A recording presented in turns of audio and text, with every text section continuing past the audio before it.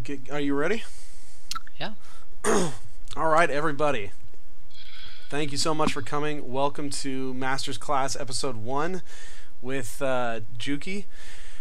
We are going to be starting this fun little journey for Rank Season 4. And hopefully, over the course of this, I'll learn a lot. Hopefully, you'll learn a lot. And Juki will hopefully be able to be a proud teacher by the end of the season, and I won't be in Wood League. I will try my best. I will try my best. So as the beforehand, thank you so much, Juki, for setting aside Sunday nights to do this. I'm sure a lot of people are going to find this extremely helpful. Guys, his Twitch and his Twitter are on the screen right now. Give him a follow on both. He streams a lot, and you can learn a lot from watching those streams. So definitely go check his channels out.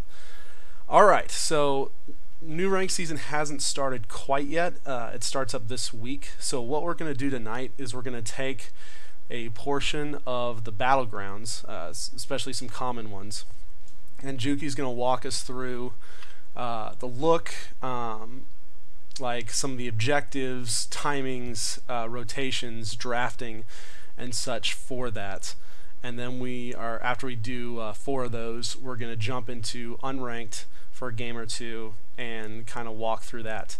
And then in subsequent weeks, we'll be going over some of the other maps as well, and as well as going over some of the replays from my Hero League for the week so that we can analyze them, kind of figure out what I did wrong, what I did right, tips to point out for anybody who's on those same maps, playing those same characters, general tips in general.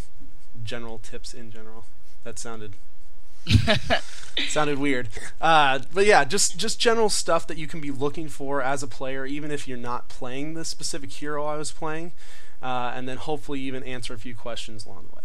So, without further ado, and with all that stuff out of the way, I will pull up the Braxis Holdout map, and I will hand this over to Juki. Okay, so first off, Braxis Holdout. It's pretty much straightforward, as you can see.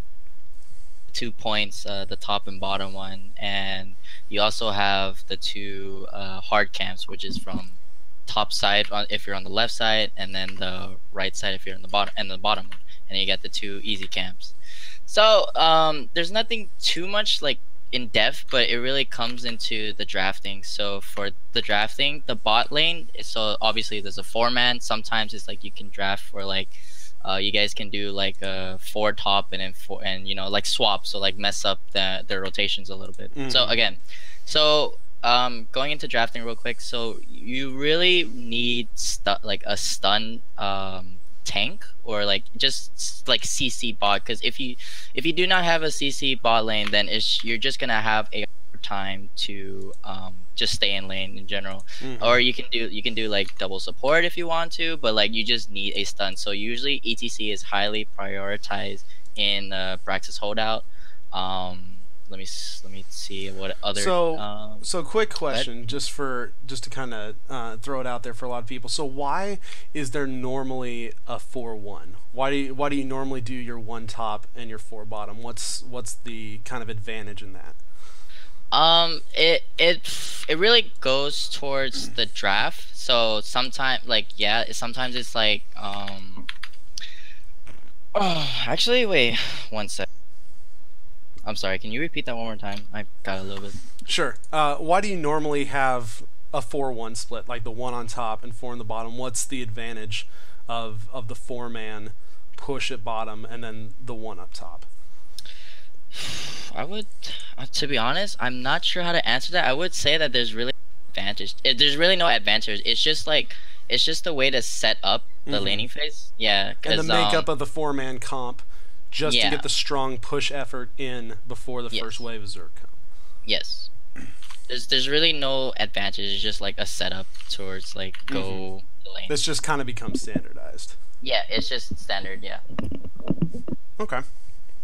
Okay. I mean, that's really it. There's nothing too much to go in any more depths about this map. It's just that like again, when you play Braxis Holdout, just remember when you're gonna need a stun tank bot lane. So like ETC Murden or Johanna's not really categorized in that, but like she's really good because purposely for the wave clear. And note that when you're playing in the 4-man, when you're in the 4-man as with the Johanna, like you should prioritize doing the wave clear, and then when the point comes up, then you want to try to capture that. But usually make sure you push the lane first. If you do not push the lane and the lane is pushing towards you, you're gonna have a hard time, because then it's like a minion's towards your wall, and like it can do some damage to you. So like best to just do the wave clear, and then after that go to the point. Gotcha. So I know that, like from a healer perspective, is it good to have? I've heard talk of, say, Ariel, because she doesn't have to go back, and she's got that more infinite sustain. Maybe Lucio too. Is there any recommendation comp wise? What do you want to look for comp, especially for that 4-man rotation, besides just the stun tank? Okay, so if you would like to have Ariel, then you're gonna need a energy generator. So like Avala, Gul'dan. Gul'dan's really good for wave clear on that map, anyways. Yes, Gul'dan is really good in this map. Also, I've been seeing, I wouldn't say I've been seeing a lot, but like I've been seeing times where like KT might even be popped up in this map as well, in Braxis Holdout. Just because of his clear. Yes, just because of his clear, and then he also does decent amount of damage, and also has a good follow up for like if you have a stun tank bot or whatever, like CC chain. Yeah. Who do you like to draft for point control? So my idea would be a Vala, Ariel, ETC, and then maybe throw and Gul'dan. But if that doesn't happen, you can go like Gul'dan, Mouth. Tychus was a thing, but now since he got nerfed, it's very situational. Shorter range hurts him a lot. Yeah, it hurts a lot, and so it's mostly like just either Vala, Gul'dan, Falstad, maybe even like you saw in the Western Clash, like they pulled out Falstad, but what they did was like they used Falstad as like a global, so like they have Falstad in the ball lane, and then whenever they can, they just gank top and just kill that one person, so that way the enemy team loses XP, and you gain advantage from that. Because if you get the top, you get the top down, missing several minion waves early on can really tip advantage as far as the early talent tiers go. What do you think of Zarya for a team? Zarya can be really good. Zarya is actually really popular in this map as well. Like she's usually picked. Actually, in general, I think Zarya is just a really good hero. Like you go take damage to gain more damage. It's just like that hero. The mechanics of it is just insanely broken. Really good hero. really good hero. Okay. But yeah, you would want to draft Zarya with like Vala, or if so, like Johanna Zarya, just so that like your Johanna can feel a little bit more safer, like going into and just having that shield.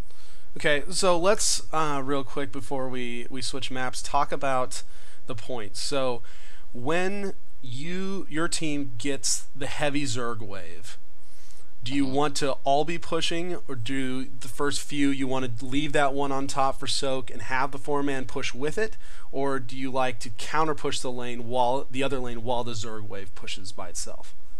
Normally, if you have the Zerg, if you have the 100% Zerg, you want to have 4-man push with it and then the 1-man soaking. There are some cases where like if they have a really good wave clear, I would suggest like you just do the counter push. So like you go like you have the 4-man push that one lane that that against that one person, while the enemy team's 4-man clears that. Because if they just clear super fast, then it's just like there's no reason, unless you guys have a way to disrupt their clear. So like again, if you got a good poke comp. Yeah, or good such. poke comp and Hmm. like good engage. So like, you know, again, ETC is just like good rounded hero. Like he can just go in and just, you know, do CC them, do damage, whatever. It's all about ETC. Yeah. Basically, if you Pretty have much ETC ETC, God. you're yeah, Yeah, he's he is ETC God. he's very strong right now. Hmm. And so finally, and this is something I see a lot of people that have questions on or issues on. Let's talk about the boss because this is a very special boss. Hmm. It's probably one of the strongest bosses in the game, and people a lot of times don't know when to take it. Okay. So, yes, the boss does a lot of damage, but it's consistent. So like it builds up. It's not like the boss does damage like infinite amount of damage right away. Like it takes time for its damage to build up. And normally the boss isn't that prioritized. They most high level games they use the boss as to like distract and just to give the enemy team something to clear while like you go do something else in the map Mm-hmm. because the boss only focuses um one structure, and again it needs to build up its damage instead of, you know, where it just does insanely amount of damage within the first few seconds. Like it takes a Sure. while. Sure. Yeah. Okay. Cool. Anything else, or shall we um switch to Warhead? I think that's it. Yeah. Yeah, it's a pretty simple map for the Yeah. most part. It's a 2 lane. You've got a fairly standard, like you said, 1-4. You take the camps when you can, without taking the pressure away. Gank top when possible when they're overextending, which will severely hurt their XP as they'll lose half their Mhm. lanes of soak. Yeah, and then push with the Zerg wave for the most part if you Yep. win, and if you don't win, I assume the best thing to do is 1-4 still, but defense. Yes. Cool. All right. Well, let's switch over to Warhead now. My trusty little links here. Boom. All right. So this is Warhead. Okay. So, oh, I forgot to mention, sorry, you don't have to bring back the map, but, in Brax's Holdout, the points spawn at 2 minutes, if, I think that's the right time, 2 minutes. So, Okay. be wary Be of that. ready for those. Yeah, just be ready for those. So, like, make sure that, like, you know, um, whatchamacallit, like, don't take a lot of damage when it's right there. Don't back, obviously, and, also, make sure you keep, your, time on the globes, because the globe is insanely will help your team a lot in sustaining. Yeah, and especially for globe talents, because those are extra globes. Yes. Because Yeah, not those only are. do you get those, you get the minion wave ones. If you kill, I believe the big melee dudes, the Ultralisks, Yes, yes, they the drop ultralisk. globes as well. Yes. So be aware of that. Yeah. Okay. So Warhead. now, yeah. Warhead This is a Junction. huge sucker. Yes, this is very huge. Yeah, the boss control in this map is somewhat very important as well, but obviously the nukes, actually, it would be 50-50 on the nukes and the boss. So yeah, so let me get to the point. The nukes spawn around 2 minutes as well. I don't know the exact time, but yes, and there's like a rotation in it. So like the first rotation would always be mid. So the nuke, so like the first nuke rotation would be mid, and then it would be between, and then the second one would be between top or bot. And then after that, the second rotation for the nukes spawn would be all four.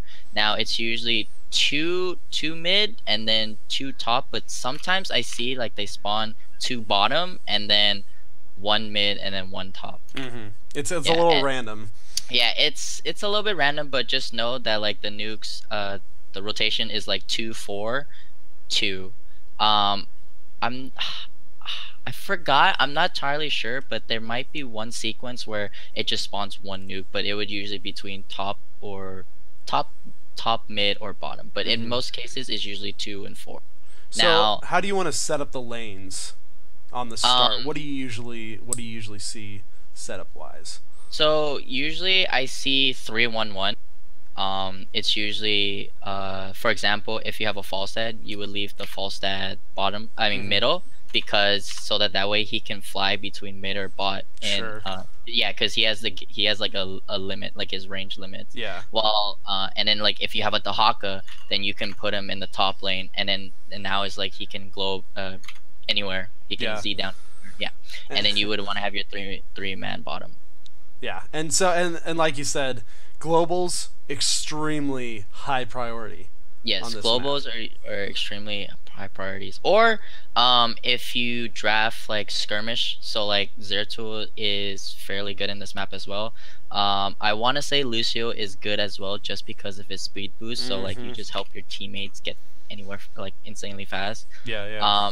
Ragnaros is just a good hero in general as well. Like he can take the fort and he can just stall and so on like that. Sure. Um, Tracer is also a good pick here because Tracer and Illidan are good picks here because they can just chase down that one person for like a very long time.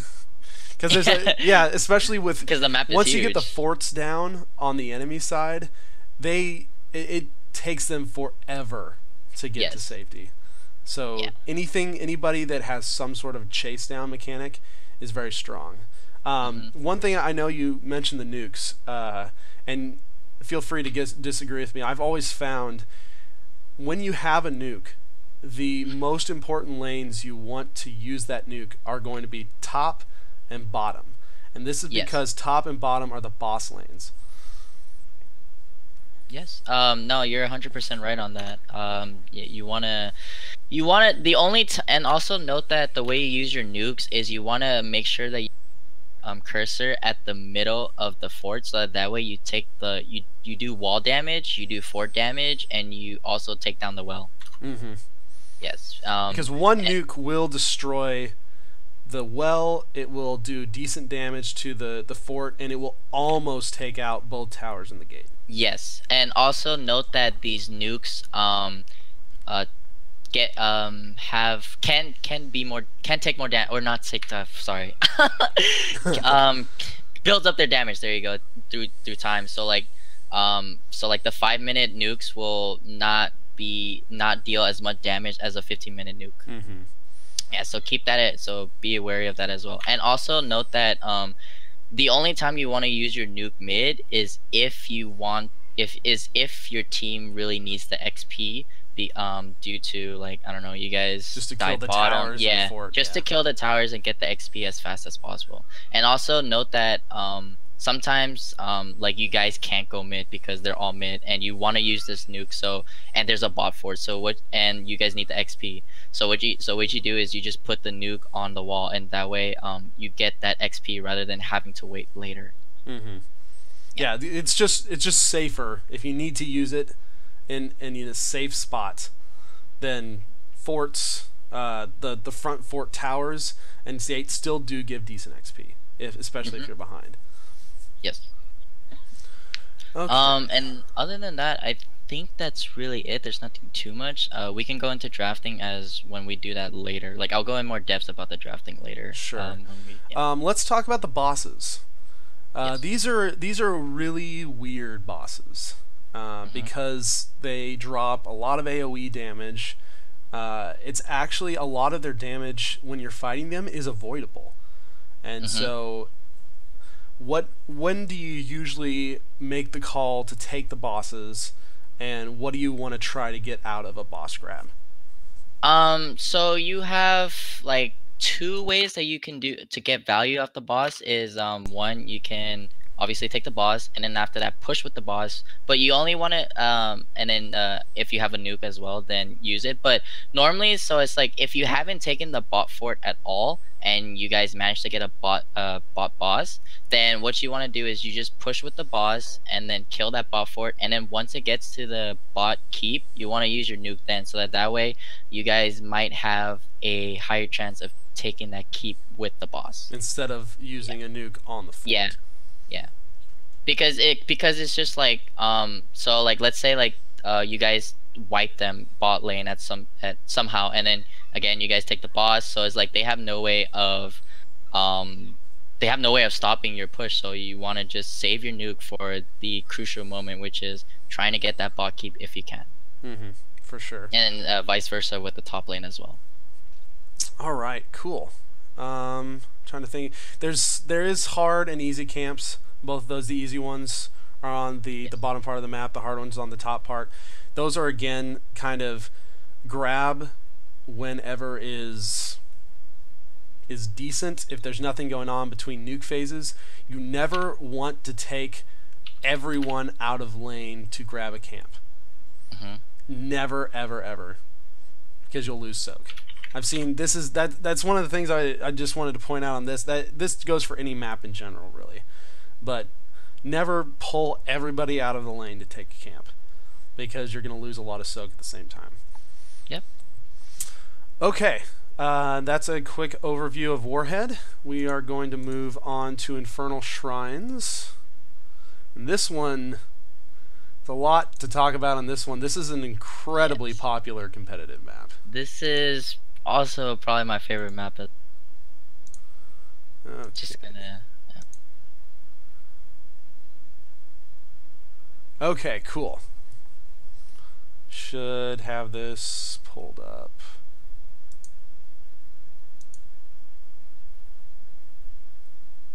Right. Okay. So, another huge map. Okay. So you obviously have the top, mid, and bottom shrine.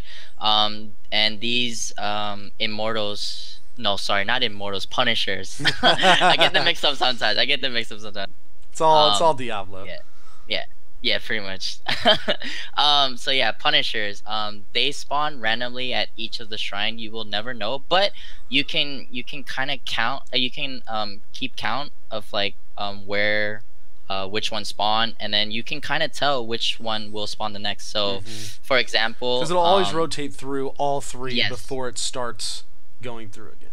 Some very cases I see where like the first so like the first shrine is top, and then the second shrine is mid, and then after that it goes back top. It's very odd, but in most cases you would see like at least it would go through its all rotations from like all the shrines first. Sure. Like at least, yeah, to make sure at least they all went to at least one shrine, and then after that it'll start being random. But again, you want to draft this map kind of like shrine control and push. So like Medivh Sonya is really good in this map. The combination insanely broken, because Sonya, it can just stay in the shrine, and like if Sonya gets in the like a tough spot, then like the Medivh can just like portal her out or like shield her. Yeah, and also Kerrigan. Yeah, I was gonna say Sonya's almost like the new Kerrigan for this map, because this used to be Kerrigan's map. You go Q build, you go crazy on the shrines, but then Sonya got the buff recently, and she's a lot hardier than Kerrigan is for the most part. And so I don't think a lot of people have caught on to that yet, but I almost prefer Sonya over Kerrigan in a lot of cases. Yes. And it's also good, again, it's also good to have them. But another note that so I'm gonna give like a little scenario real quick. So let's say like the first shrine has already been done, and then after you can kind of guess as to which shrine is going to be next. It can be between mid or it can be between bot. So what you want to do is you want to have at least like, okay, so obviously you have one in the solo lane, so top, and then you have like the other four rotating between mid or bot. So you kind of want to do like 2 mid and then 3 bot, or no, sorry, 1 mid and then 1 bot, maybe, or no, 3 bot, and then after that all of you guys try to push the lane, so that way when the next shrine spawns, their enemy's fort wall is already taken down or some sort, you know. Sure. It's and it's like the third one, you will obviously I'm gonna say like 90% sure that you will know where the next one is gonna be, and you just want to hard push that lane, so that way the enemy team's like well is down, so that way you guys have a better chance of capping that shrine. Yeah, and that's super good advice in general for this map. Is be very particular about getting that gate down, more so than even some of the other maps, because once those 3 gates are down in front of the forts, as soon as you get that Punisher, usually what the enemy team will try to do is bait the Punisher over the wall, burn it down really fast while you're having to focus on the front, and then that Punisher is, in a lot of ways, quote, wasted. The best thing to do is, if you can get those 3 gates down early on, you can actually then engage upon whatever the Punisher then attacks inside the fort and make the enemy team have to play much safer than they would have otherwise. Yeah, no, that's 100% correct. Taking down that wall is very crucial if you want to have value, if you want to gain the most value out of the Punisher. And then let's talk about Punisher types too. So we've got our mortar, right. our mortar, which is a little more CG type. You've got the frozen one, which throws down lots of CC, lots of areas to avoid, and then we got the arcane one, which is just crazy hero damage. Do you want to play differently depending on the type of Punisher you get? For me, personally, I would say yes. Because so with the Arcane Punisher, you do infinite damage, a lot of damage on the walls, and you do a lot of damage to the heroes as well. It's just a lot of damage in general. So like you want to try to do both as best as you can. So if you have the opportunity to maybe get a pick off whatever Punisher jumps, like the Arcane Punisher, like jumps to, then like go for it. But if not, then just push, because again, those lasers just do a lot of damage. For the frozen one, there's you want to try to go for the team fight just because of the CC. So like it'll help you a lot in terms of like if you want to get someone and then like you need that little CC help and you got that frozen Punisher there. Mortal is pretty much you just want to push because it doesn't really do much. Like I would if I were to rank the Punishers, I would say Arcane being the best, I would say Frozen being the second, and then the Mortals being the third. Because again, it's just like, yeah, the Mortals just siege, like it doesn't really do a lot not of a lot of player damage. Yeah, not a lot of playmaking, like you play. Yeah, for sure. Okay, so let's talk camps. We've got 5 different camps on this one. We got the 3 Khazra camps in the bottom, and then we got the Dark Shamans, or the Fallen Shamans, on top. Let's talk about timing. When you want to capture the Khazra camps down bottom, and when do you want to capture your Shaman camps? Because out of almost any mercenary camp, the Shaman camp is, I would probably say, is arguably the most powerful mercenary camp in the game. Probably, and also most prioritized. So what you want to do, obviously, I don't think the shrines. I mean, I don't think the merc camp spawn right away within the first shrine. So once it gets to this, like after that first phase is done with the first Punisher, so you kind of want to start setting up your lanes so that way, again, you have all lanes pushed towards them. So the second one, let's say the first shrine spawn at the bottom one, and again the first phase is already over for that one. So the second one, you have the chance between mid or top. So what you want to do is start taking that bot camp, the merc camps, and then have that help the lane push. So your bottom one. So now your bottom lane is being pushed, and then after that you take your middle merc camps, and then after that you'll have 2 lanes pushing to them now. So now you force the enemy team to waste their resource and waste their time on clearing those camps, and you guys can already start pushing towards their wall and you know, potentially take down their wells or so on, or take down the wall fully to help you win your next shrine. Yeah, and timing on camps is very important. Like you said, I don't believe the Shamans are out the first Punisher, but the second one, and a little bit of RNG just depending on where it's going, but you want to try and be cognizant of when the first Punisher goes down and when the second one spawns, because taking that Shaman camp, let's say our first Punisher shrine was on top, that one's taken, that's done.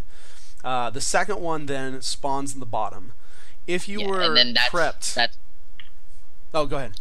Oh, so going with that scenario, that's when you pretty much want to start taking your shaman camp. Mm-hmm. So that way you have your top lane push like towards towards the enemy team, and the enemy team has to take one person and go clear that while Yeah. you They four have to start setting respond up. to that. Yeah, they have A to single respond shaman because, camp can almost take down a fort by itself.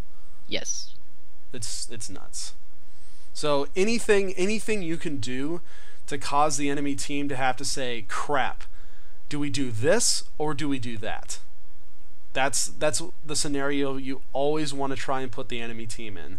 You want to make them make the decisions of, okay, we might be able to win this shrine against this team, but crap, we might lose a fort on top because of that shaman. But then if we pull someone to clear the shaman, then we're going to be weaker on the shrine. And so that's exactly the type of conundrum you want to you want to make Yes. for the other enemy You team. wanna you wanna make the enemy team answer to you. You don't Mhm. want to answer to them, because then that shows that, like, okay, you guys have the map control. Yep. And then you guys can play however you want to play just to win.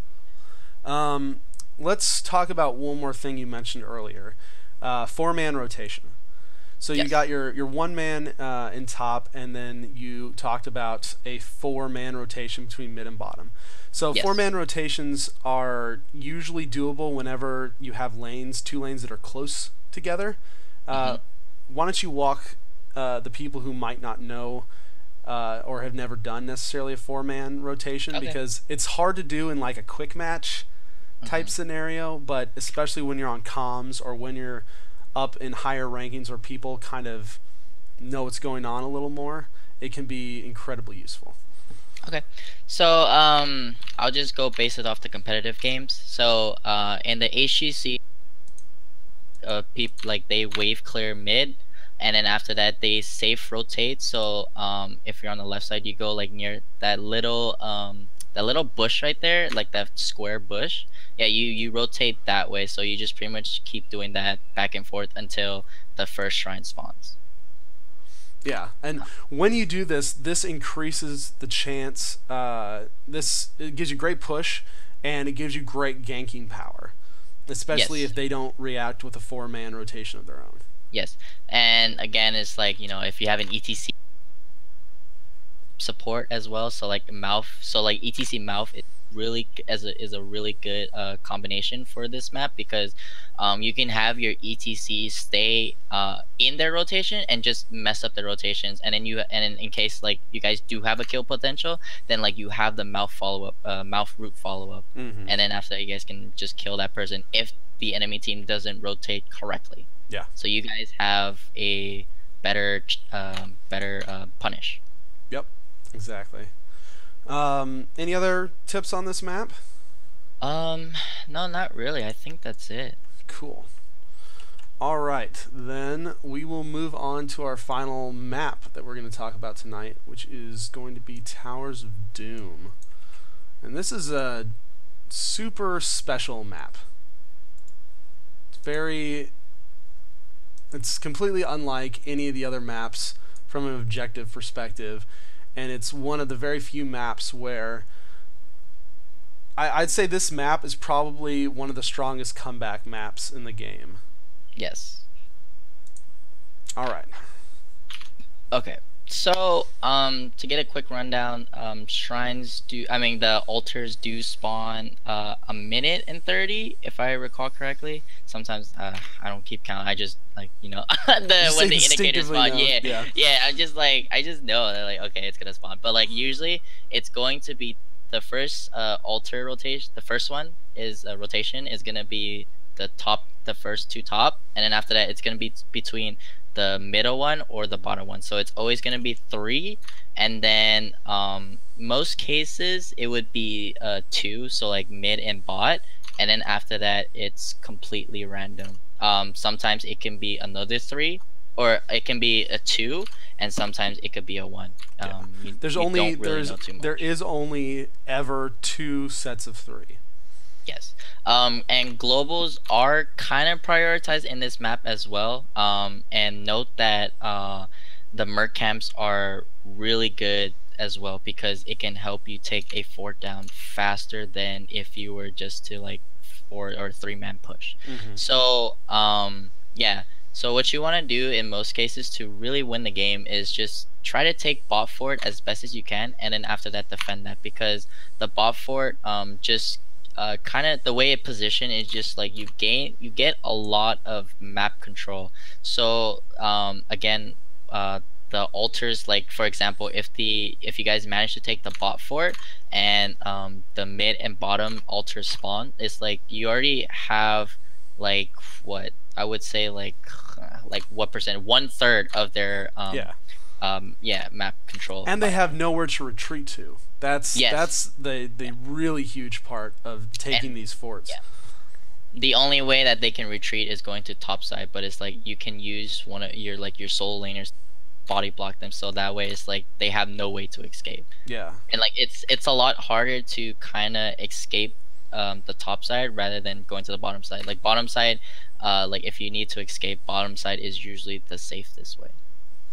The one other big thing that you kind of mentioned about bot lane's got the double merc camp on it. Yeah. So if you can control the enemy's fort on bottom, you have a potential 6 mercenaries that you can push through, and really 6 potential shots to their core just if you can walk them in, which is again why bottom fort is so incredibly crucial to hold, because you've got your single 2 on top, but the 2 top ones are on each of your sides, which makes the enemy side one usually much harder to get to. But like Juki was saying, the bottom 2 are in the very middle, so especially taking that fort, which is pretty much in the dead center between the 2 of them, gives you a much bigger map advantage than say taking their middle or their top one early. I mean, I think you described that pretty much. Like I don't think there's really much else to say. It really comes down to like how you play the map, but we'll get through more in depth about that as we start doing replays and stuff. Let's talk a little bit about priorities. So let's say you got the enemy team wipe, right? Okay, there's no altars up. There's a boss up, and then the enemy has all 3 of their towers. So I know a lot of people misprioritize boss on this, and again, correct me if I'm wrong. I feel like tower taking is far more important as far as map control goes than taking the boss right away. Yes, 100% agree with that. Prioritizing the fort can help you gain map control and also set up for the next altar when the altar is spawned. So like you have a possible to hit like five hits instead of going to boss right away and just getting a 4. So like you want to consider your values in terms of like numbers. So again, just take down those forts, and then after that, if you guys still have time, you guys can do boss. But normally if you want to do boss, you take that bottom one, that bot fort first, and then after that you rotate up to go kill that boss. Because that'll force them to respond to something. That will force them to respond to go take that bot fort back.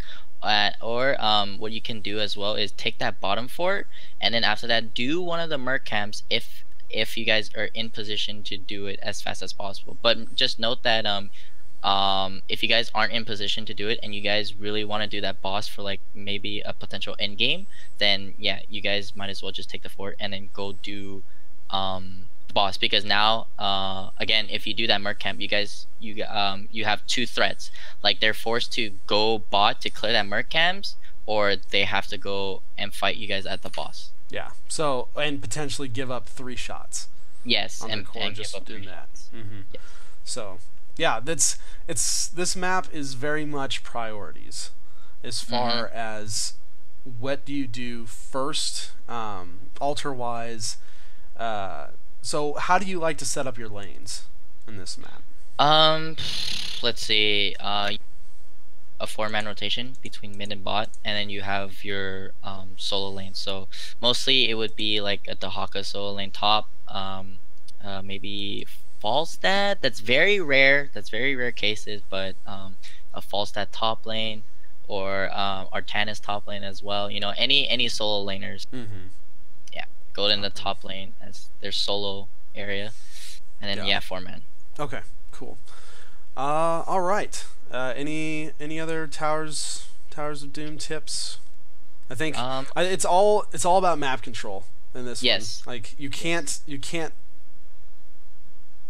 quote out push people on this one and just end because you got a good team fight. Yeah, and so just I notice so many people will get a good team wipe and they just will not focus on the towers. And the towers are just so important. Even just getting one, because then you can start the chain reaction of, okay, we killed your bottom one, you're back up now, but now we can start pressuring mid and top. Mm-hmm. And it becomes kind of a ring around the rosy as you kill stuff, yes. and they retake it's stuff. Very annoying. And keeps them on the back foot. And if that happens, what you want to it's really up on your team. But what you can do is you go kill them, and if you wipe them, then now you guys have the time to go take back your forts. So at that point, just say screw it and try to win the team fight instead of just doing the silly bouncing around between stuff. Or what you can do is like you take back the fort, you take back bot fort, and then you can, I think so, like let's say like actually I had a scenario in the mind, but I forgot to, where like you guys are both connected to it, like you guys end up meeting each other while like they're pushing to try to take your fort, and then like I think it was like if for some reason I've seen this happen, very rare, but it does happen sometimes, where like someone takes a bot fort, like 2-3 people are like, you guys get wiped, and then like 2-3 people, the enemy team, are taking bot fort, and then after that you have the rest taking top, and then now it just leaves like your mid fort being the last one open. So what you want to do at that point is like you guys just meet up mid and just kill them there as best as you can, if you guys can, and then after that go from there. Okay, cool. So in the cases when they get you on the back foot, you want to try as much as possible, and as much as of course levels allow and such, to take the team fight to them instead of just doing a tower chase. But if you're like level 18 or like close to 20 and they're already at 20, it's best to kind of just play the ring around a rosy, so that way you and catch get the up, 20 because, first. Yeah, because them taking the fort and then you taking it back gives you a lot of XP as well. For sure, and that pretty much pertains to any talent to your advantage. Yes. At the same time too. Yeah. Okay, cool. Well, that's our map overviews for tonight. We'll go through a few of these for the next several weeks until we kind of go through all of them, and then who knows? We haven't had a map in a while. Maybe we'll get a new map here pretty soon. Yeah, that'd be pretty cool. And then I can talk about the map as we do the draft and stuff. Yeah. While we're in the loading screen. So yeah, we're going to switch over in game now and get an unranked draft going. Let me load this up real quick. Watch us get like Garden of Terror or something. I finally realized that I actually hate that map. Like, it's just so hard. Finally? Yeah, finally, because before then I had a like, it's usually like you pick Tychus to destroy the Terror, and then now it's like with the recent Tychus nerf, it's just, what do? You know, it's like you gotta force a team fight or something, or like you gotta draft like a very good, you know, team fight and to clear. So I was thinking maybe Greymane can be a good hero for that, just because of the cursed bullet. But I don't know. Every time I play HL, I feel awkward playing that map, because usually when we play that map again, I just go for that Tychus. Hey, it's Infernal Shrines. A nice quick Q too. Yeah. All right. And this is pretty impressive. This must be an impressive team, because Juki is not doing the bans. I'm not banning. It's just very surprising. I guess my MMR here is Garbaggio.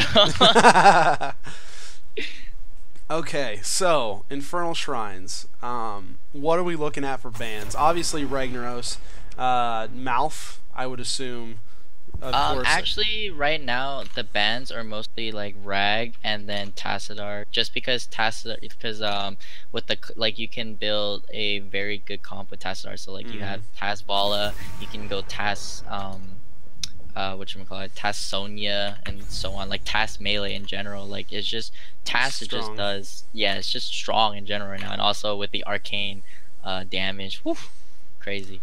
So I assume the thinking on the Sylvanas pushes very strongly with the Punisher. Sylvanas is, I would put her as like a high risk, high reward. So like if you're able to draft to where like you guys have a good shrine control and you guys have Sylvanas, then yeah, it can work. But normally it's like most of it, but she doesn't really have a good team fight. So it's like if the enemy team has a really good team fight, then it's just like Sylvana's just gonna lose her value. Or if you get behind. Yes. So there's really no reason to ban Sylvanas. It's usually like you want to ban out the team fights, and then it's like if they don't have a really good team fight and you guys have a decent team fight, then you guys can add that Sylvanas in there. Yeah, for sure. Okay, so they did pick up the Kael'thas.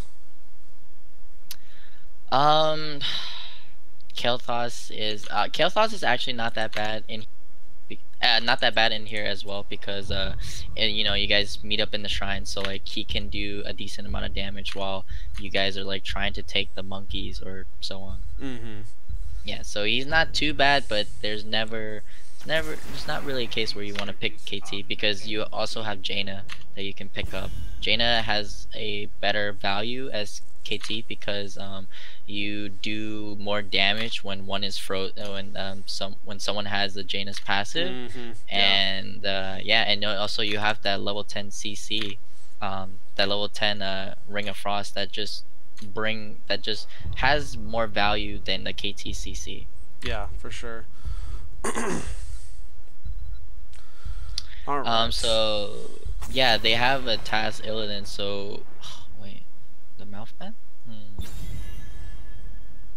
It's okay. Tell us what's wrong or right about this, because we just learning from bans too.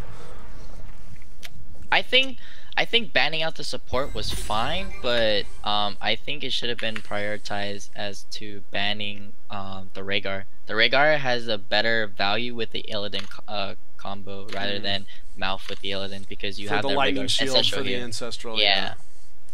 Like we could have taken the Mouth instead. Yeah. Okay, shall we go Dahaka? And yeah, that's a fine pick. Greymane is also really good in this map as well.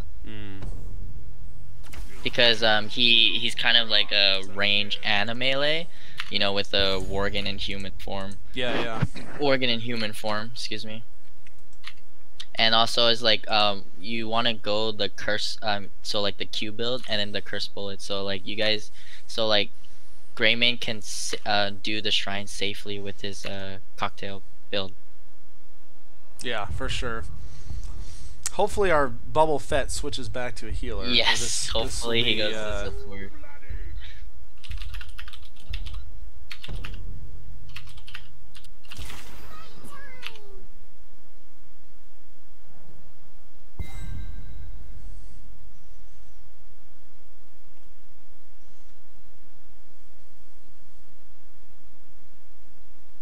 Yes, please go Frogman. See, okay, people, this is why it's important to hover what you are planning on picking. If your last person hovers a support and doesn't switch to a support, and we're possibly getting trolled. Okay. Oh, yeah. God. Thank God. Oh. And also this is never do that in a real ranked game. Yeah. For the love of all that is good, especially if your last pick and support has not been picked yet. Hover or start flipping between what you are good at and what you prefer to play. Yeah, it's very good to communicate in draft as well, so that you don't mess up your team in a way, in terms of, obviously, if we didn't say anything, that guy was gonna pick support or not. It was like questionable hovering. But I want to talk about this draft real quick. So Lucio is an okay pick here. Because they don't really have a lot of CC. I mean, yeah, they have Muradin, but like that's really it. Like there's nothing else to them. Well, we have we have a lot of CC, so like we can just run down the Illidan. So I would be favored into this comp more than what they would have right now. Yeah. Plus, Lucio and Gul'dan work fairly well together. Yes, and also note that Illidan does not have a burst healer, so he can be taken down a lot easier than it would be if he had a Rhaegar or so on. So normally what I like to do for these is go middle with the other people and then rotate down after the first wave to get some essences. If in this case you would want to go bottom if you're playing Dahaka. You want to go bottom, yeah, just go right away, cause like there's really no there's no reason to fight in the middle, yeah. Like yeah, it's mostly like just wave clear, and like you're a Dahaka, so like you wave clear bot, and then after that you go top. So now it's like they have 2 lanes pushing towards them rather than having one. So okay, so clear this and then go straight top. Yes. Burrow straight top. Yes. I usually go just for those watching Primal Aggression. This will help you wave clear and is basically the #1 Dahaka pick that you should pretty much pick 100%. Yeah, because most of the meet up mid is usually just we just clear, and then after that we go to a rotation. Okay. So obviously the ETC is not aware of what, but yeah, in most cases it's usually Dahaka clears top, and then after that clears bottom, and then after that goes top. Yeah, and so this is pretty much me. You got your Dahaka solo top. The Brightwing is up here. I'll be able to wave clear much faster than her. And remember, be looking at your mini maps during this whole time. I can see 3 members. I can see everybody pretty much except their Muradin, and their Muradin just moved bottom right now. So I know Brightwing's up here. I know Illidan is dead, and they've got 2 bottoms. So I'm not super scared for a gank right now. Yes.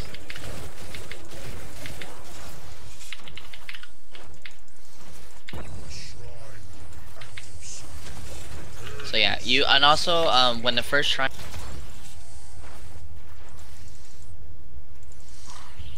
boost. You remember, especially as a tank, don't just waste your abilities willy-nilly on stuff. If you can get a grab and do some good damage, that's great. Don't just do something to do it though. Yeah. Cooldowns are very important.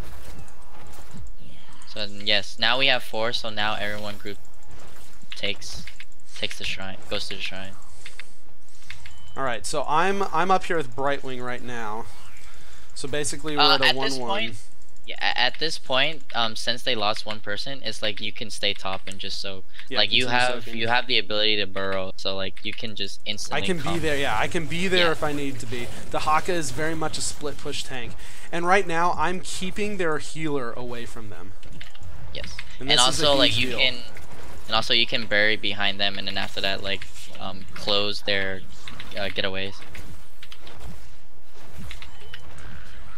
Yep. I've almost got all the ammo done on top.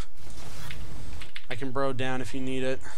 Brightwing came down, but I see my team is continually killing the enemy team right now, so I'm just going to keep soaking, and just because of this, because of the extra kills, because of the extra soak we're getting, look at our XP lead right now.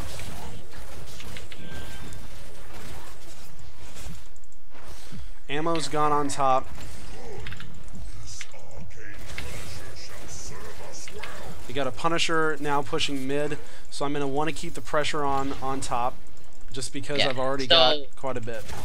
So in this case, Dahaka can't really push with the Punisher well, because just like his movement speed is like really bad. So what you want to do is once you finish the shrine, you just want to have the Dahaka continue the split push. Alright, so now top gate and towers are down, so this Punisher, because this one spawned mid, so the next one, whenever the Punisher spawns top, as long as we can take that, we'll have a pretty big advantage there. It can also spawn bottom. Just be aware of that as well. But at this point, it's like you just want to start getting your camps out. Usually, you want to take your shaman camps when it's close to the next shrine.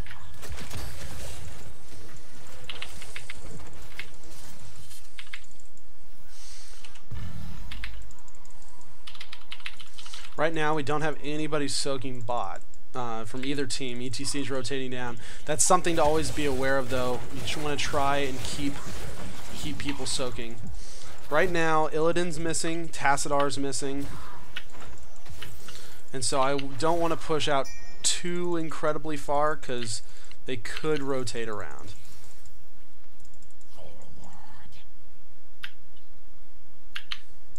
So so again, also note that when you take these camps, you wanna have one anchor so that way the enemy team doesn't come and kills your team while you're trying to take this camp. Like for example, this Illidan came because we didn't have someone anchoring. I might be dead here.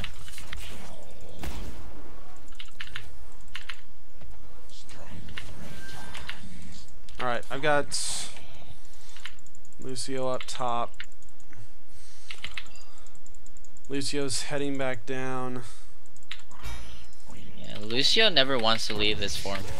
The only time you want to leave is if you're trying to extra move. Okay, so it's bot. So what I'm gonna do is keep pushing until this shrine spawns. This will get some extra XP and continue to make Brightwing stay up here too. Yes. And their healer being away is much scarier than me being away right now. We're almost 10 too. We want to try and soak 10 as much as possible, and I can burrow down as well if needed. So we're trying to get 10. If we can get 10, we can pretty much take this shrine without much issue. Alright, so I'm kind of keeping an eye on bottom. They're getting the kills they need. The Illidan is super cocky. Brightwing buried. I'm gonna teleport bot. Okay. So continuing to watch. I'm burrowing in behind him right now. Yeah. At that point, I think you want to do it a little bit earlier because so that way you close that path for that Brightwing.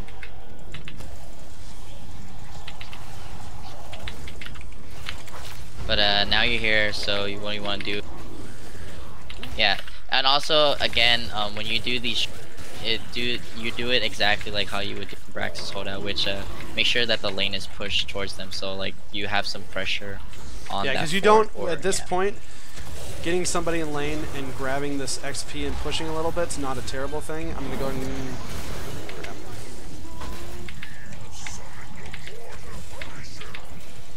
put some pressure on Illidan.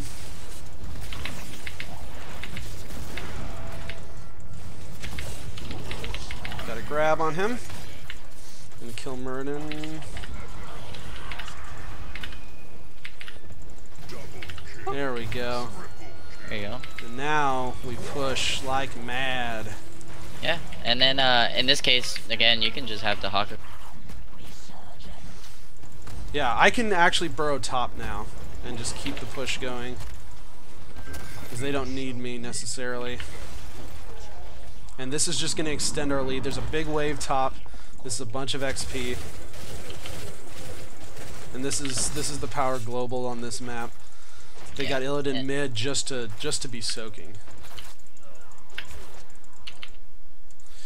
Also, when I'm on this fort, one of the things I don't see people do a lot, target these healing fountains first before you target the fort itself.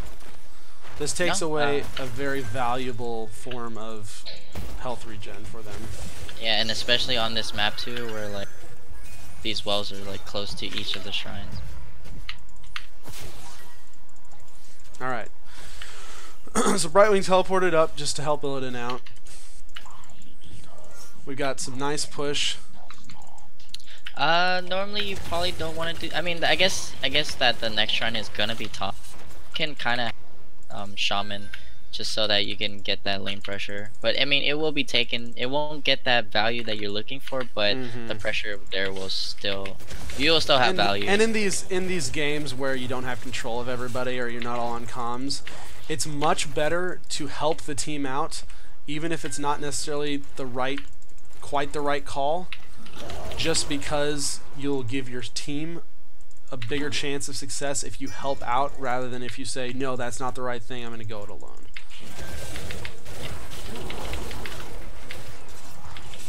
So now we can push this a little bit. The shaman's coming. This tower's mostly down. We see Kael'thas. They're all off the map right now. There's our Illidan. I got to grab on him. And there's Juki right away.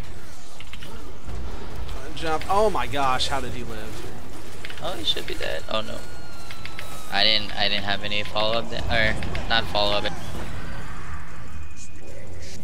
Alright, nice slide. We still got 1 value off that. Oh, it actually spawned mid. Yeah, sometimes it's yeah, you're right. You're right. Because normally technically that should have spawned top. Yes. This top was the only one that hadn't been done yet. Alright, so we got a talent to your advantage for now. You can go bot and clear that. Yeah. If you can reach it in time. I'm gonna just walk down to this. There's no need for me to burrow at this point because I want to save my burrow for when I need to go back mid to help out with the shrine. This is just a little like icing on the cake, and this will get us 15 too. And from my burrow, I can kind of watch the minimap, see where they are, and actually even burrow in behind them. Alright, so I'm going to come in right here, and I'm going to be kind of behind them. Just try to interrupt as much as possible. There's the adaptation. You want to make sure you pop it early. Save your E just in case you have to burrow, so that your adaptation will pop. Oh no, the Gul'dan. You want to try to finish the shrine at this point? Oh no. Oh! Just need 1. There's our 1.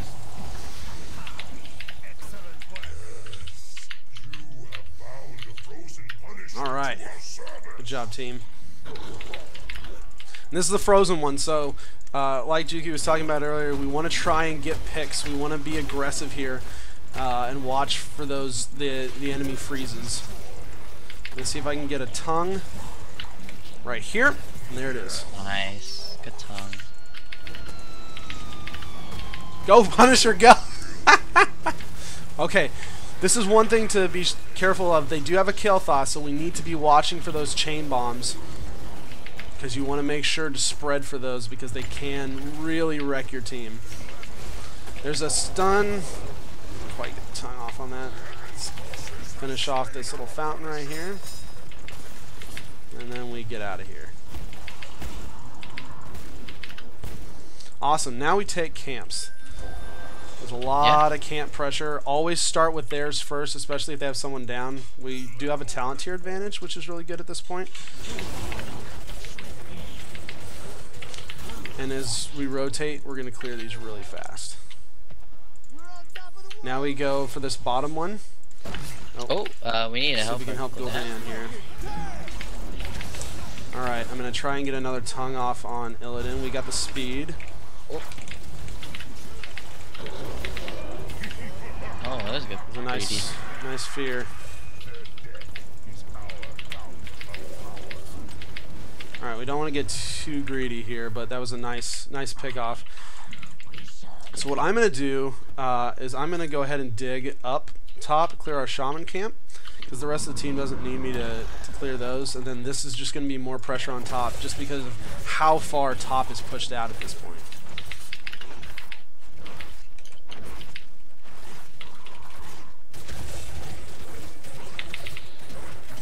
And see, now they're talent tier down, and they're having to react to basically every single lane.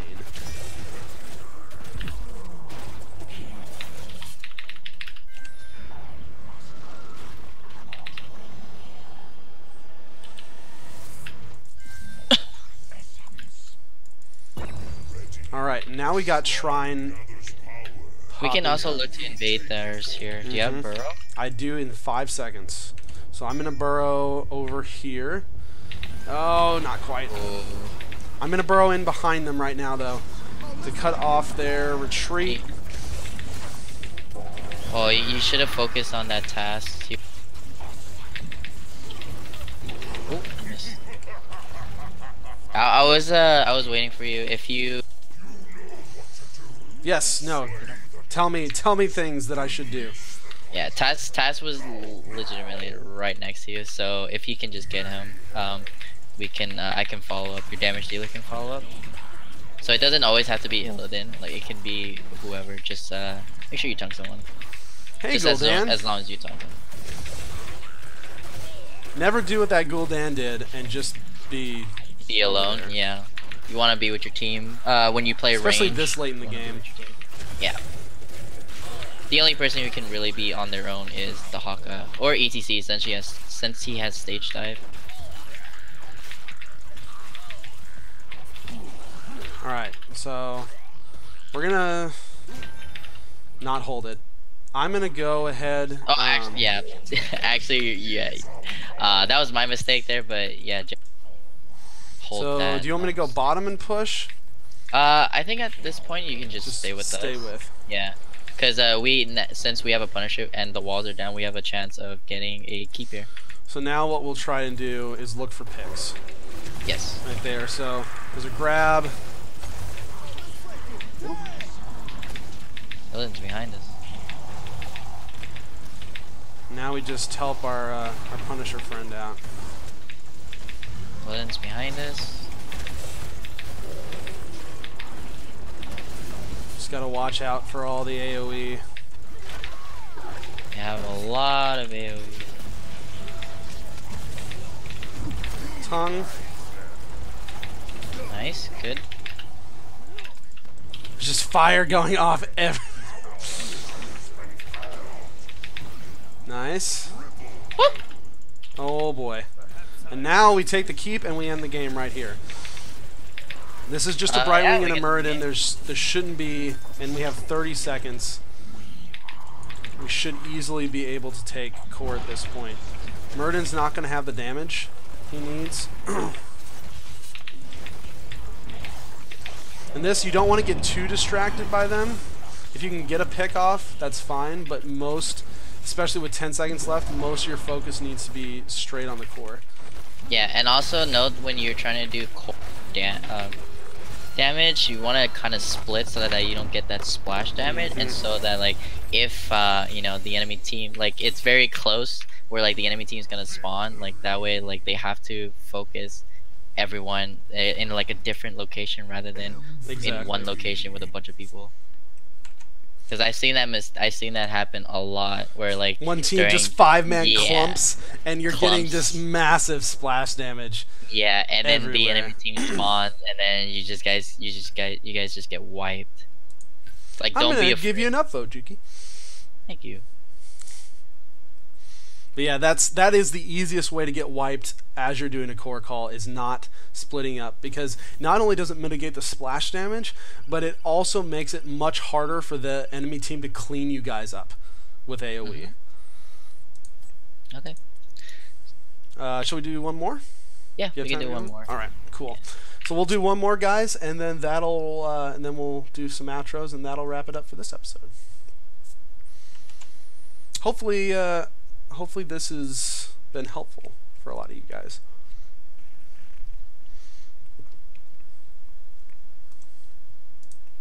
Dehaka's kind of weird. And I don't know, Jiggy, if we wanted to talk about Dehaka a little bit. He's, as far as like secondary warriors goes, Dehaka's got a lot of weird rules, because normally as a tank you want to be with your team, you never really want to be soloing. Like you never want to see ETC in a solo lane. Or almost ever. Okay, so if you have stage dive with ETC, since you brought that up, we'll go with that scenario. So if you have ETC with a stage dive, it's okay for him to kind of split push, because he has that globe ability where he can just go anywhere, you know.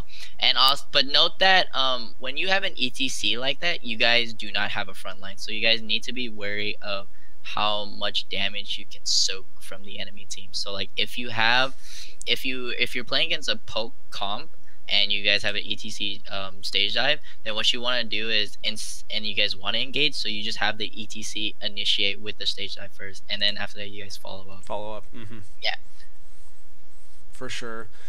It's a good point on timing too. You got to know when you need to lane and get the soak on, and when you need to come together as the 5-man. Yes, rotation is very, very important in this game, and also numbers are very important in terms of like body numbers. So like if you have a 4v5, it's really best to not team fight unless you guys have a really a strong four-man comp. Yeah. And at the same time too, if you've got the lead, level wise, especially people wise, you want to be looking for that team fight engage, because you're gonna have the advantage in that. If you don't, if you're behind levels, you're gonna need to still be playing a bit more passive and looking for the safe soak and looking for ganks. You don't want to ever fight the 5-man a talent tier down unless you absolutely have to.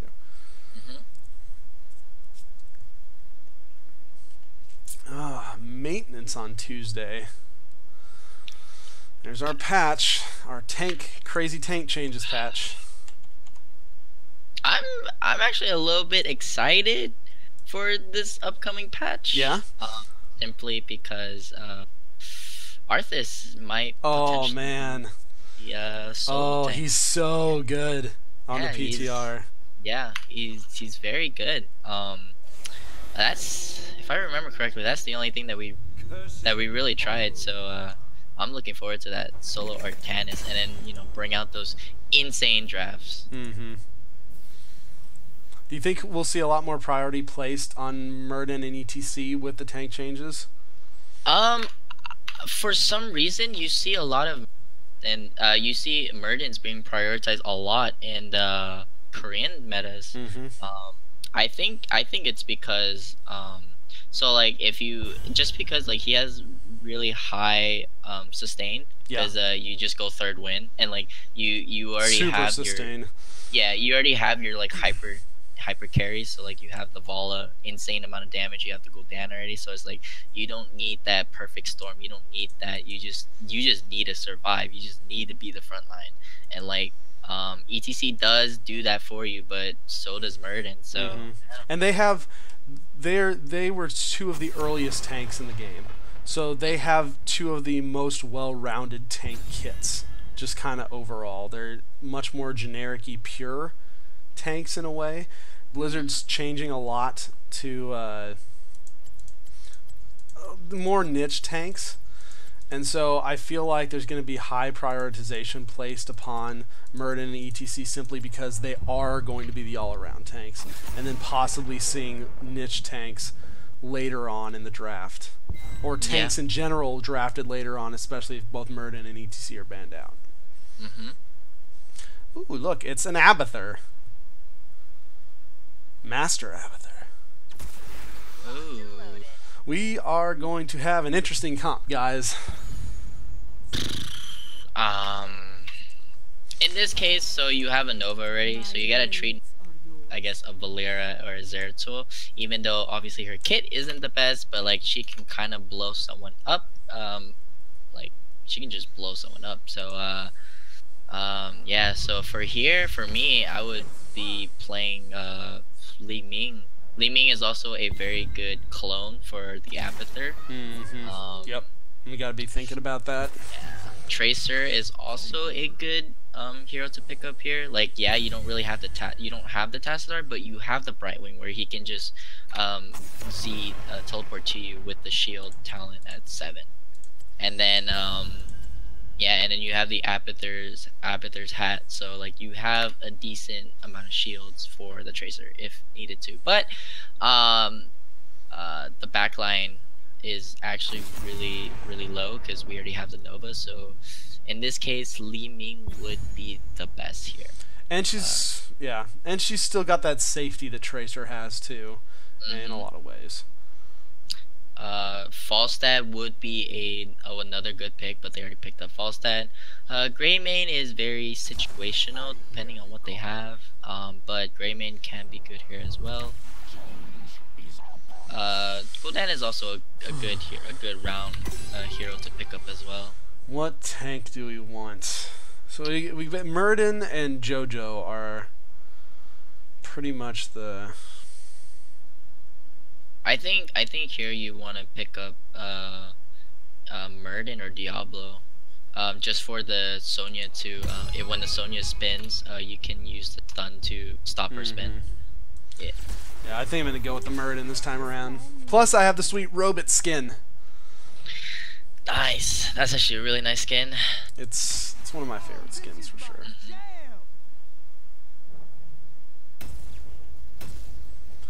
Okay, so this is gonna be a really interesting comp to fight. We've got two basically pseudo globals, and so do they. We want to try and stall out the tribute fights as much as possible because we'll get advantage from Abathur Soak while those are going on. So prolonged ones don't really help us more than they do them. We're super squishy though. Yes, that's something that we got to be a little bit careful of. Note that you probably want to just defend me and the Brightwing as best as you can. The Nova is really going to try to position to where like the Nova is going to try to position as to where he can try to kill their backline. Yep. At least so there's no reason. That's what we hope. Yeah, that's what our Nova will do. Take note, Nova players. Position to kill their backline. The battle begins in 10 All right. This is gonna be interesting, but it's okay, guys, because we have jetpacks. 3, Jetpacks. 1. I have my very favorite Li Ming skin. I love this skin so much. That skin is completely worth every penny. Like the dress even animates. It's so cool.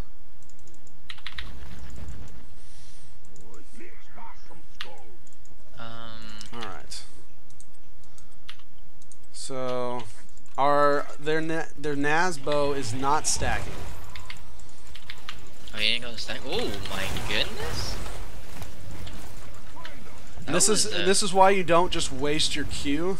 You got to make sure you save it for Murden. You got to save that stun, especially when our team is as squishy as this. That's going to be used very. Oh, Abathur. It's going to be used very sparingly. And you can also use your stun if like we have a kill potential as well. And also note that when you have an Abathur, kind of want to try to put him, want to lane with him as well, so that way like he can soak other lanes as well. But like at the same time, he doesn't have any. There's no threats to where he's at. Yeah, we do not have a good laning comp at all. Like Nova should not be bottom solo. And it looks like Brightwing's gonna go down, maybe, and help. Yes. In this case, it should be like Nova mid, and then you two bot, and then me with Abathur, and then like Abathur can hat you guys, while like I protect this lane in a way, so that it doesn't get pushed, you know, super hard. Yep. And right now it's basically just stall as much as possible. There's the stun. Unfortunately, Nova missed her snipe. So you have two of the tanks top, so their bot lane is very weak, so if you have like the opportunity, you can try to clear that mid wave, and then after that go gank that bottom if you can. But it also seems that like their two backlines are actually in the middle lane. Yeah. And they got the speed. So this time, especially, I like Thunderburn anyways, but we don't have hardly any wave clear, so the Thunderburn will help, and plus it helps with healing static later. Oh, fuck yeah. Alright, Brightwing's coming back up. Oh yeah, so the camp spawn at 2 minutes as well, and it's like if you guys have the If you guys have the comfort, you want to try to go take that first, and then after that, you guys rotate to the tribute. Okay. And then note that when the tribute spawn, you want to rotate right away, or like clear the way first, and then after that, rotate right away. Right now we've missed a lot of soak. So yeah, we want to try stall There's here. the stun out. Oh, this Nova is insane. So yeah, at this point, Sonya, Nova dies, so you just want to give it up. Like, we can't do anything else. No. Oh, rip. And of course they took Mercenary Lord too. Look at that. Yeah. That's gonna be a little bit more. Yes, Brightwing. You're most likely correct. This is going to be a very hard draft to play around, and we're a little bit hosed until 10, especially just because we're down a body in team fights at least. Oh, he's pushed up. A good kid. Okay. Woo!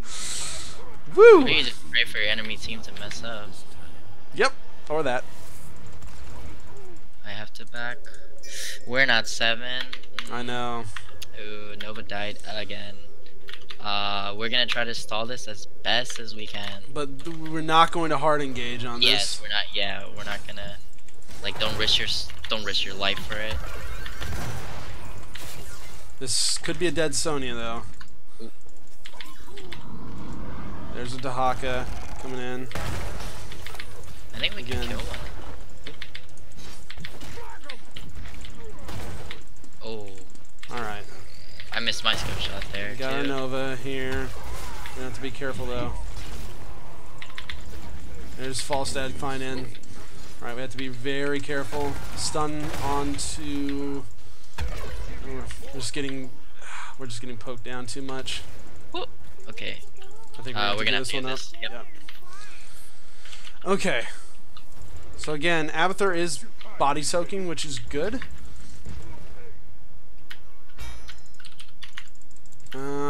We should kind of check our bot. Okay, never mind. Yeah, and that's another thing. Again, make sure to be mini-map watching. We're going to try and gank this Nazeebo. We just need some XP at this point.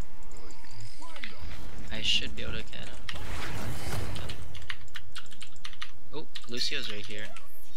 I probably want to soak. Yeah. Oh, At this point, so we're you going to just walk soak. past you. We don't have any ammo left in our mid-towers. Yeah. And the sucky thing is they may be 10. Ugh, Nova died again. again. And there's just gonna be some games where you can't, it's just like, it's not entirely your fault, maybe you could have done something a little bit better, but Alright. We'll see what we can do here. They are 10. Are we even close to 10?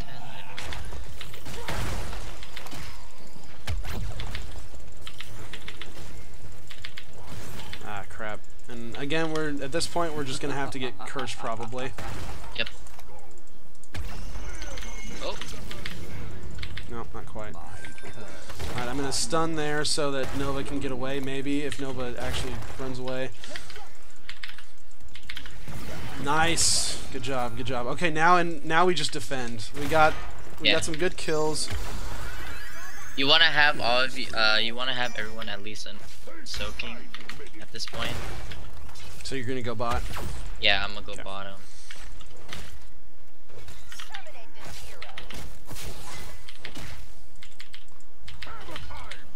Okay, cool. Nova's gonna die again though. Ooh, 4 death Nova. Guys, don't be like that, Nova. We're doing actually a really decent job right now, defense-wise, because we were able to get a few kills, which was nice. Top's going to get pushed in a little bit. We're doing a pretty decent job right now of defending mid. Yeah. And their curse is almost gone, so they're gonna get top fort probably, but that's really not too bad, all things considered. We should try to take one of these camps out of. You have the Abathur's hat, so you guys can go do hard camps. In next time in the future. Yeah. Like I can kind of solo them. I'm gonna go mid.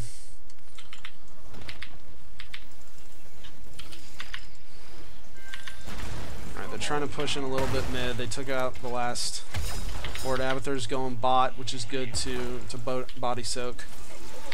And we're not out of this yet. We're only a level down. We're definitely lacking in some structures right now comparably, but it could be far worse. Ooh, we need to clear this camp right here. Oh, actually, unless you guys can get. Oh, alright. mostly trying to get the false head if you can. Are you okay? Yeah.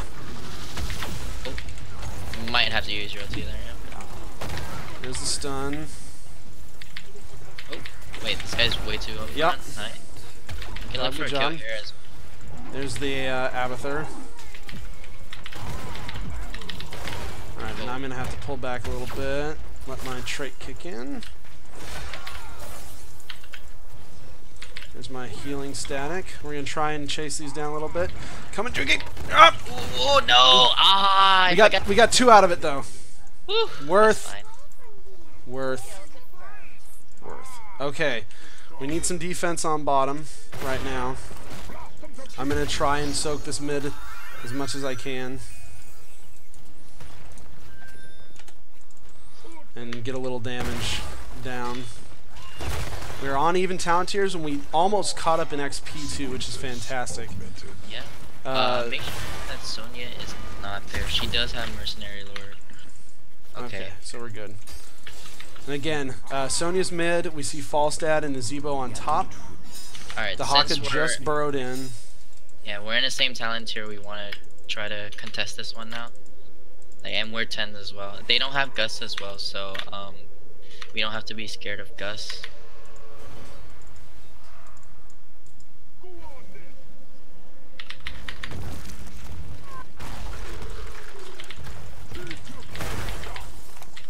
Try to go for the Sonya right here. We can't follow up. Oh, rip. Okay. Beat has been dropped. Popping Avatar.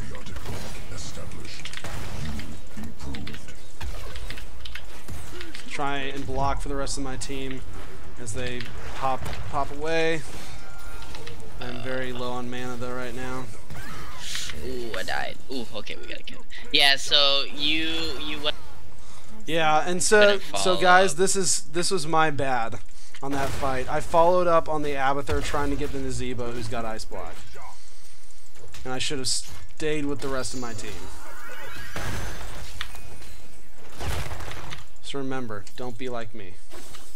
We actually managed to get a kill out of that at the same time. Of course, Nova is dying again. Yeah, she's tied 5 times. Insane. So yeah, you want to try to get these camps out now. Alright, so are you going to grab Giants? Yes, this one I'm going to need help just because there's nothing else that we can really do.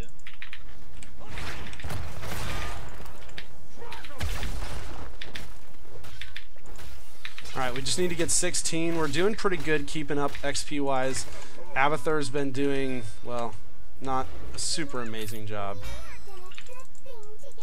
I'd like to see an Abby way higher than that XP-wise, but it's something. Shall we see who gathers enough tribute this time? Okay, I am coming. Alright, here we go. So yeah, get in position.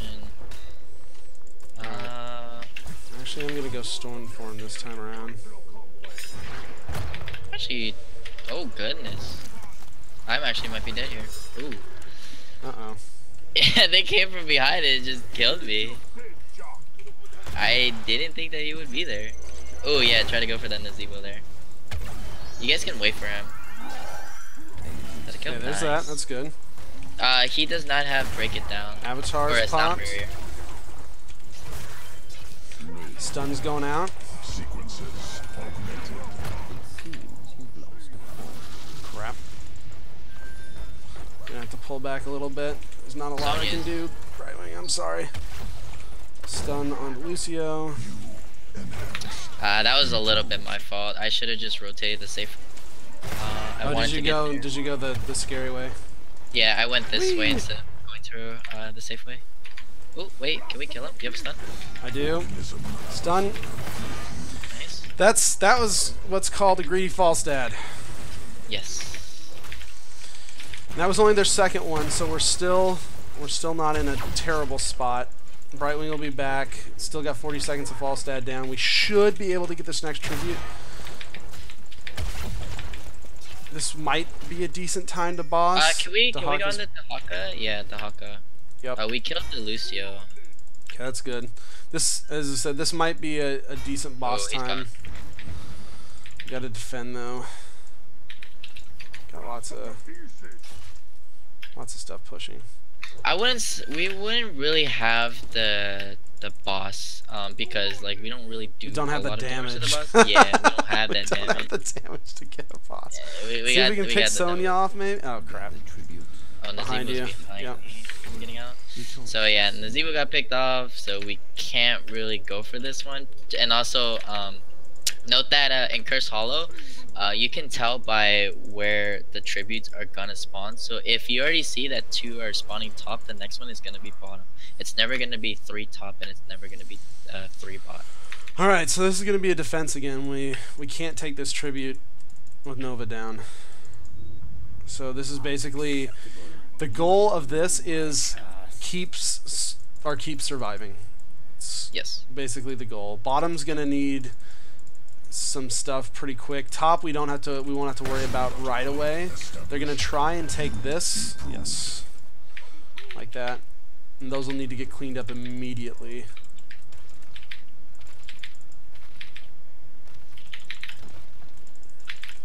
Oh. Nice, nice. Hello? Hello, team? Hello? Oh no. Crap, mid. Must I live with We have to, as long as we can keep a little bit of health. Abathur does have Mule, so we should be able to get the keep back up. We just gotta have a little bit of health left. Okay. Boss is coming up, so we want to defend that. I will be up to defend. Alright. They're getting bot boss. There's nothing we can do about that. They're just basically snowballing the map at this point. Our Nova's died 7 times. Oh my gosh. I'm not playing so hot either. That is rough. I've not made the best of decisions. Alright, boss is almost cleaned up. Middle keep's gonna go down because he put the mule on the top tower and not the middle keep. Which, shame on him. Alright, bottom. We're gonna have to try and get a pick or something because they're gonna fight with the boss. Try and fight with the boss.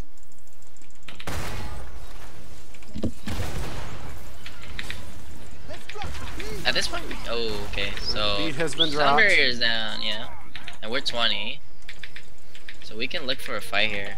I think this 40 is gonna go down, so you want to just look for here. Ooh.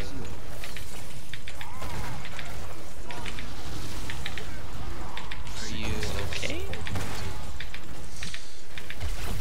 All right, this is Crazy Murd in town right now. Maybe. Nope. There's only so much you can do with 4 people beaten on your face. Yeah. There's not much I can do. Well, like, a lot of this, honestly, a lot of this, there's definitely things I could have done better. I didn't stay with my team when I should have up top. There's a few times we got caught out. Honestly, though, a lot of this came down to comp. as Brightwing Yes. just said. Bad draft is bad. It was a very poor draft against the enemy team. Nova is not necessarily bad all the time, but Nova is a bad first pick. Mm-hmm. I would say that this game is very 70 on draft and then 30 on mechanics, so gameplay. And also mostly like if you have a good draft, you don't really need like high level mechanics. Like if you're able to just out rotate and then just outplay the enemy team, outplay the map against the enemy team, then you guys can win the game. Yep, for sure. I mean, it's a good thing, and this is just, again, it's kind of like a draft 101. There's times you can pick some of those more niche characters like Nova, but you always want those at the end of the draft, not at the beginning of the draft, because then they are extremely easy to counter. And just that whole thing in general, as soon as Nova was picked, Abathur became a bad pick. Because you're already going to be down, quote, down a body. Because Nova, you want to be able to roam, and when you deprive yourself of that many player amounts, Nova has to basically become a lane monkey, and you never want Nova to become a lane monkey. Yes. That's the literal worst spot. If you are in a lane as Nova, either your team did something wrong or you are doing something wrong, and someone needs to come and switch you. All right. Well, guys, thanks so much for coming. That will wrap up episode 1 of Master's Class. Hopefully it was entertaining and educational for you. We will be back next Sunday night at 7 Pacific, 9 Central. And we are going to be doing going over a few more maps, and then we will be going over some Hero League, 1 or 2 Hero League replays, and probably, if there's time, ending the night on like an unranked draft or something like that. Yes. So, as always, Juki, thank you so much for the insight, for the information, and for setting aside time to do this every week. No problem. Glad I can be here. Hey guys, I brought it up on the screen. Go follow him. Go follow him on Twitter. Go follow his stream. He streams a ton. What's your stream schedule like these days? So far it's just I don't know but like I try to stream every weekdays, like 12 to like when I start is like between 12 p.m. or 1, and then I go till like till I start my scrim, so like 4 p.m. 5 p.m. Pacific time. Yeah. Awesome. Yeah, so definitely check that out, guys. He's Grandmaster 23, was it? 34 right 34 now. at the moment. So Yeah. moving up, dude. That's awesome. I think today's the last day too. So and I lost some few games today, so I don't think I'll be 34. I think I'll be around like 50 or something. But yeah, peaked at Grandmaster 3. But that was like way early, so I wouldn't really call that as like an achievement. Is this the highest GM you've achieved so far?